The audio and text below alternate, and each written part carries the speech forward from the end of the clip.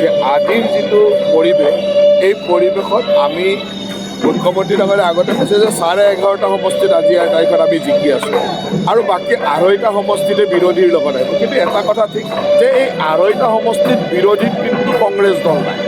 এই 2.5টা সমষ্টিত ক'ৰবাত EUDF ক'ৰবাত বেলেগ আৰু গোটেই অসমৰ 14টা লোকসভা সমষ্টিতে যদি চাই কংগ্ৰেছ বিৰোধীৰ আসনত আছে বুলি ক'ব নোৱাৰে। কাৰণ আজিৰ তাৰিখৰ বিৰোধীৰ মূল টাৰ্গেটটোৱে হৈছে যে তেওঁলোকে আমাৰ যিখিনি আমি মিয়া মুছলমান বুলি কওঁ বা অনুপ্ৰৱেশকাৰী মুছলমান বুলি সেইখিনিয়ে টাৰ্গেট আৰু সেইখিনিৰ মাজত ক'ৰবাত EUDF থাকে, ক'ৰবাত জাতীয় পৰিষদ থাকে, ক'ৰবাত ৰাইজৰ দল থাকে। গতিকে কংগ্ৰেছ ক'ত আছে তেওঁলোকেও বিচাৰি পোৱা নাই। মই ভাবোঁ যে কংগ্ৰেছ দলে এতিয়াও সেই ধৰণৰ নিজৰ বিশ্লেষণো কৰিবলৈ শিকা নাই। কাৰণ ইমানখন ৰাজ্য হাৰাৰ পিছতে তেওঁলোকে নিজে আত্মঅভিমানতে এতিয়া উফন্দি আছে। গতিকে এই দলটোৰ ভৱিষ্যত আছে বুলি মই নাভাবোঁ। ডিমা হাছাওত নিৰ্বাচন আহি আছে, কি হ'ব?